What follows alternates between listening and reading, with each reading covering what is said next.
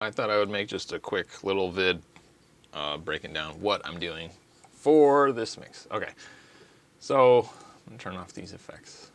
All right, so these are your raw trumpets by themselves. I turned off all the EQ. I'm not sure what this pitch shift stuff is doing. Your automation, I didn't touch any of that. So just for the raw sound, just kind of give you a vibe. You know, we have this. I changed the panning a little bit. Trumpet 4 is in line with Trumpet 1 because it's like an octave lower most of the time. And the other guys are kind of panned to the side. So there's that. Kind of changes the sound a bit. Now, the other thing that I've got two different reverbs going on. The first one is an office style reverb in that, you know the way your horn sounds when you're like playing in a, not a dead room, but just a room that's got a little bit of, just a little bit of ambience, you know, like maybe just a regular band room that has some sound treatment on the walls. Like, it doesn't sound like you're playing into sound treatment panels. So that's what this reverb is doing here. All right, I'll show what that sounds like in a second. The other one I've got is a plate reverb. Now, the concept is all of our audio from our trumpets goes into this channel, which has the effects set up on it. Now, the idea is that we haven't, you know, smushed the brass sound at all or anything. So the raw sound coming out of the trumpets is going to be fed straight to these reverb channels. And then after we do that, we feed the...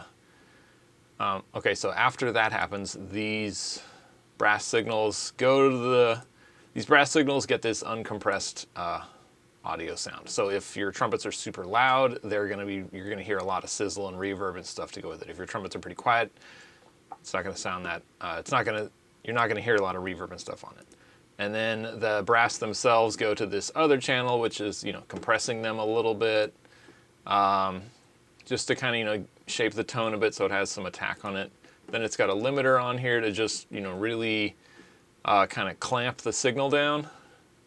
And then there's a little bit of EQ on it, you know, take out some of the bottom, take out some of the muddy mid stuff, give it just a little bit, well, 4 dB boost, right, kind of in like the shiny area of the horn. That's probably not the right frequency. You know, sweep around and find it. But basically, the dry trumpet sound is going to get like super, you know, tight and compressed and whatnot. And the sound before we hit all this reverb or before we hit all this compression and tightening and whatnot is what actually gets reverberated. So let's hear what this sounds like. Okay, so here's our dry sound. And now, I just want to show you what this office verb sounds like. So we'll turn this up. All right, turn that up pretty high. Right, it sounds like trumpets kind of in a room.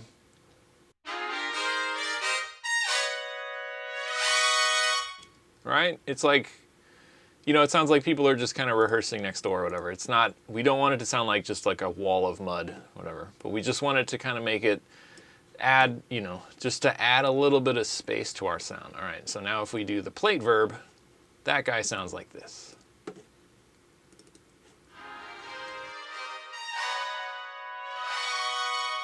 You notice that one's got kind of a long tail and it's kind of sparkly. So, and I actually have this set pretty slow, but when it's combined into the mix,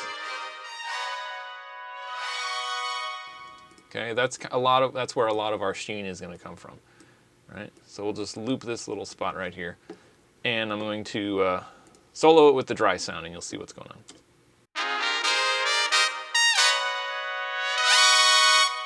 Okay, kind of sparkly. This could be shorter.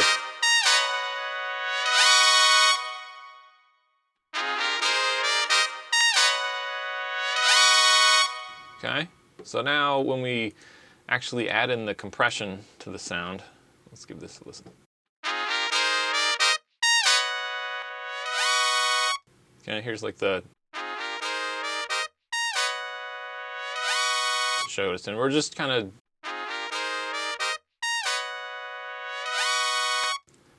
leveling it out a little bit. I'm going to open this up so a little bit more of the attack comes through because we want it to be kind of punchy. For the limiter, we just want to get the volume level a little more consistent. And then for the EQ, we just want to, it's a little shrill sounding. A little bit shrill, so we want to add just a little bit more bottom back in to the sound. Compare that. Okay.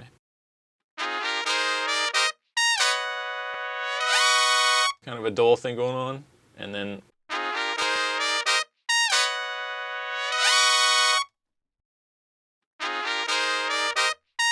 dull, a little bit brighter. Okay, and then when we combine that with the reverbs, it sounds starts to sparkle a little bit.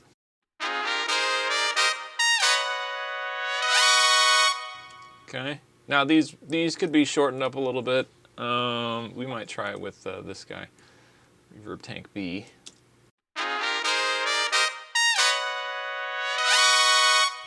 Yeah, this one sounds. Here's just with the regular office reverb.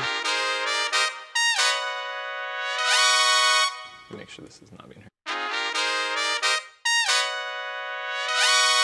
So you notice it just gives it just a little bit of space.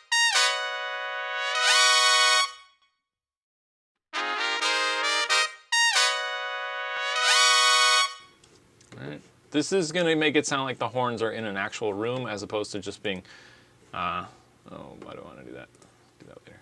As opposed to being just in like a dry space. Like this sounds really dry. Really dry. We got a horn section in a room. All right, let me add the reverb in there.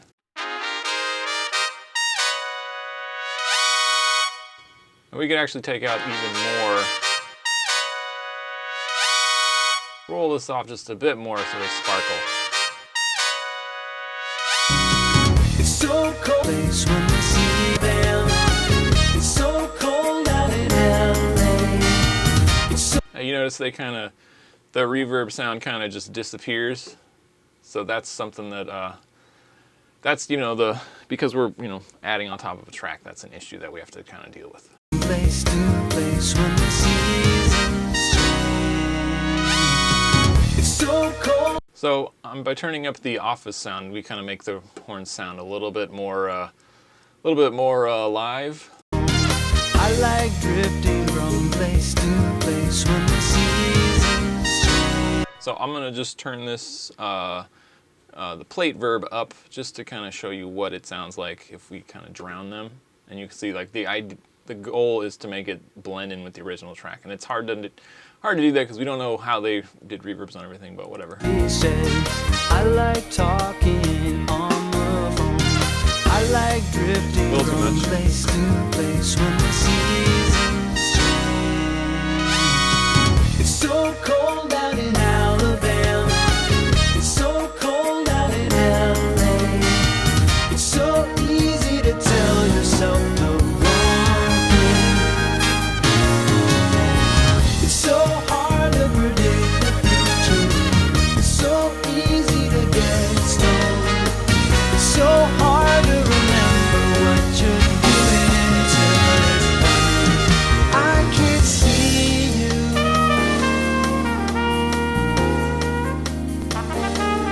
I can feel you. So if we mute this flugel solo for right now and just listen to the track. I can feel you. Like we can tell there's reverb there, but it's not like drawing attention to itself. And like the drums, we can tell on the snare, the acrostic tick, tick, tick, tick, that it doesn't sound super dead. There's like a little bit of ambience in it. So that's, that's what we're trying to listen for and trying to read. Like it's a dry sound, but you can still hear it pop, not pop, you can still hear it. It's a dry sound, but you can still tell that it's got like a bit of 3D-ness to it. And that's the result of that office, this office style of reverb. Let me get rid of this.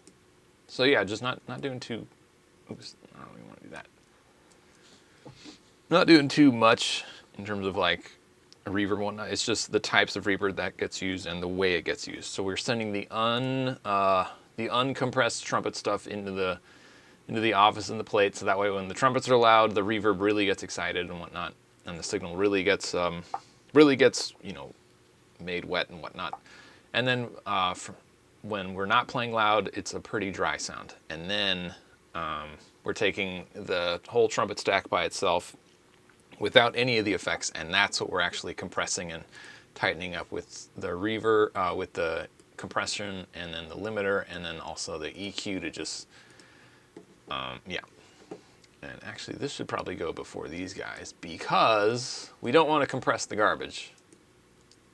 We want to get rid of all the crap and then compress that. All right, let's see how different that sounds. So hard to remember what you're doing till I can't see you.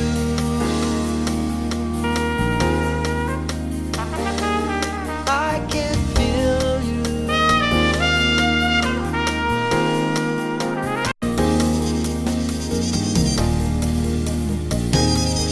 I don't need you.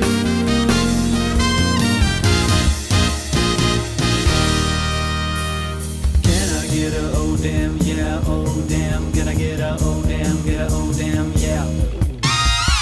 Oh, did.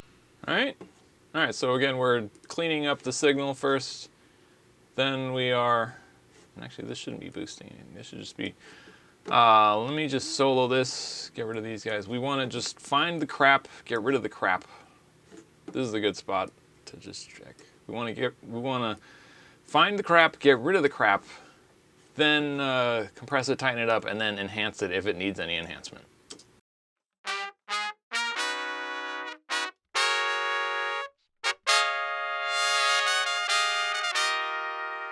That actually sounds pretty good. I like how fat it is.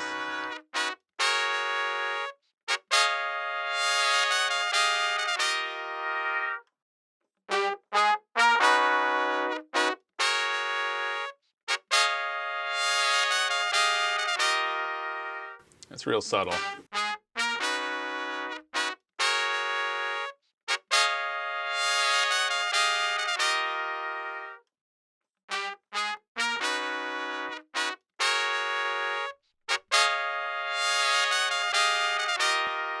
So you notice, you know, we're listening again just for the, find any like muddy kind of stuff or whatnot and get rid of that. Because we don't want that to be in our signal that we make pretty. Same time, that should actually be here on this. Because we don't want to send that garbage to the reverb and whatnot.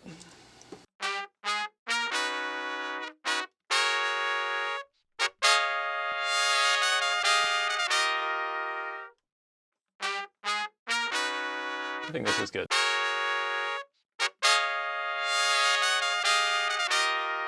All right.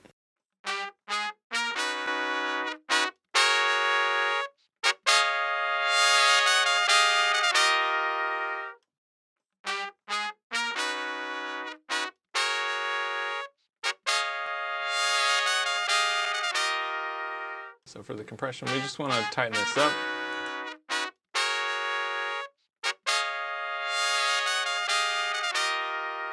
We like the attack stuff, but you know, we want to just lower the dynamics a little bit.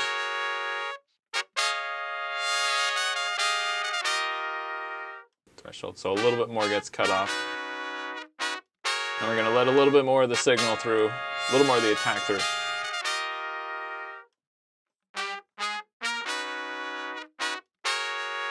Seems okay.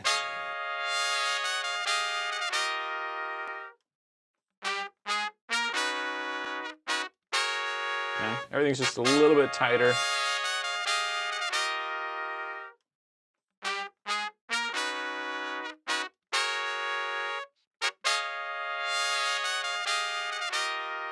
The red right there means if that's telling you how much you should pull the channel down, so you have like headroom.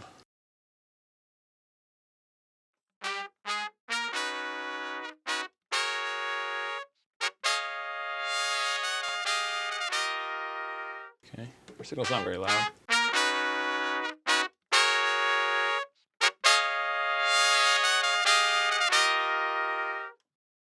So The limiter is just kind of a safety net.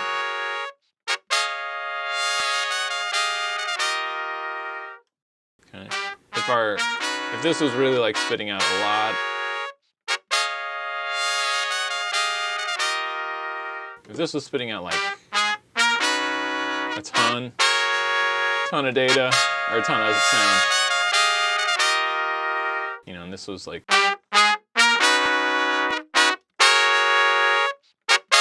we're getting a little bit of distortion there. So this is just kind of a safety net in case anything going on here or in these channels was not caught. You can just make it just trim off a little bit.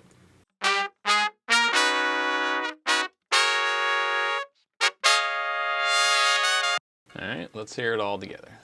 It's so hard to remember what you're doing until All right, sounds good. All right, let's listen to the whole thing.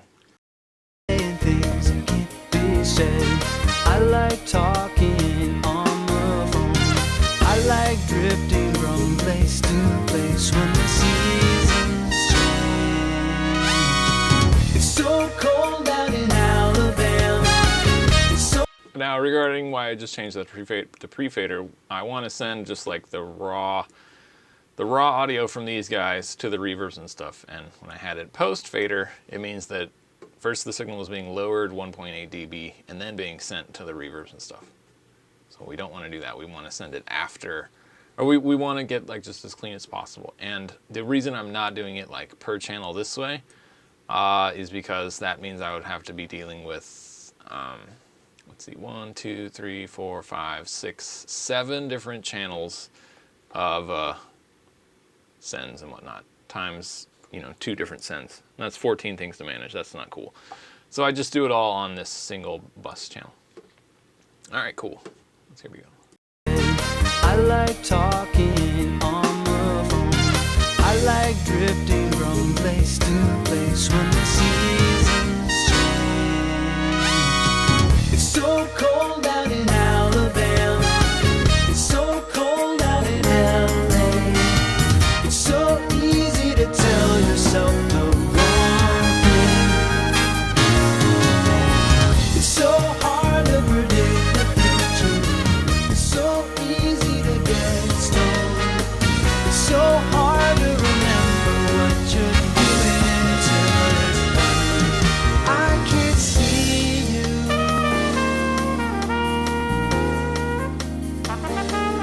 I can feel you.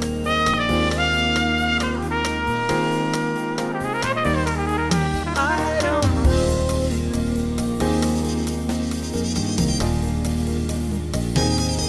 I don't need you.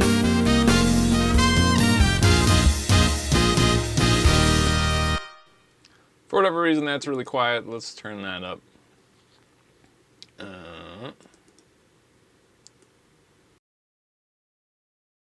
I don't need you.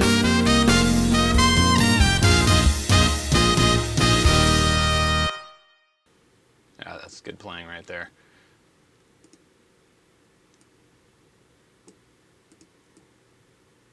Wish there was a fast way to do this.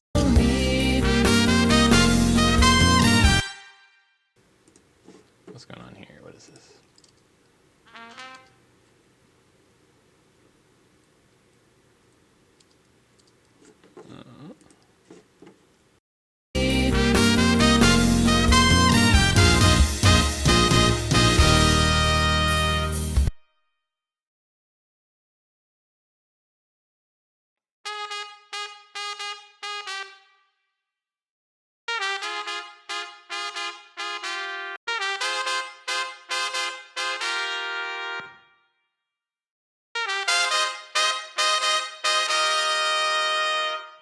Nice.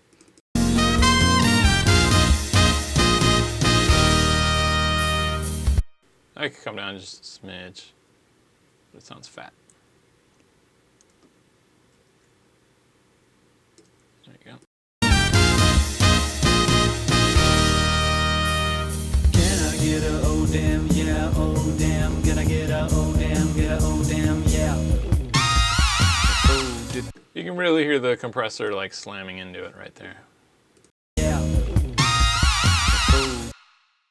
So I don't like that, so that's a spot where I would go through and just lower these levels until this compressor, or maybe it's the limiter that's getting hammered right there. Yeah. No, it's not the limiter, it's just the compressor. So a couple ways you can handle this is you could ride the compressor's threshold level right there, or you could just, you know, pull all of these down. Let's see, what's that key command for? I think there's a key command here for create track automation. Create 2 automation points like that. Yeah. Is that what it is? No, that's not what we want. It's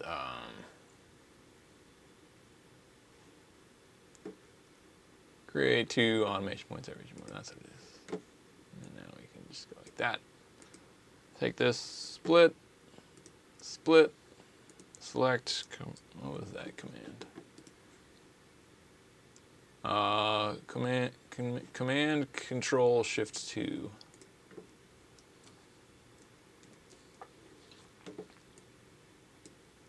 Right, same thing here. Split. Oh, I can just do it with the marquee tool.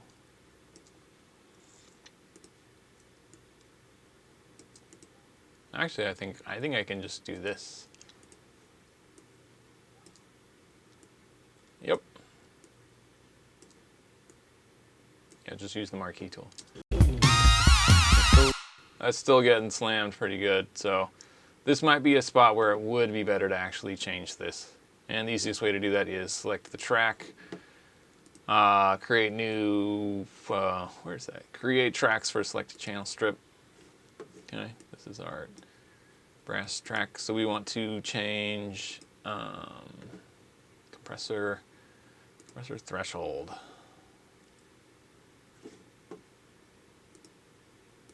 Okay. So right here, this is where we'll change this. We'll open it. Oh. Make a little loop right there. Make it like that. Okay, and we'll see if we get the compressor to stop compressing for that little spot. Alright, that sounds good right there. Before it was like this. Can I get a oh damn, yeah, oh damn. Can I get a oh damn, get a oh damn, yeah. You can hear it really clamping down on those guys, so if we change it, Oh damn, yeah. we can go even more. Oh damn, yeah. It's just not as compressed now, which is good. It's a little bit bright. Oh damn, yeah. Alright. Anyway, that gives you a vibe. Alright, cool. Hope you enjoyed that. Hope that helps you out, bro. Later.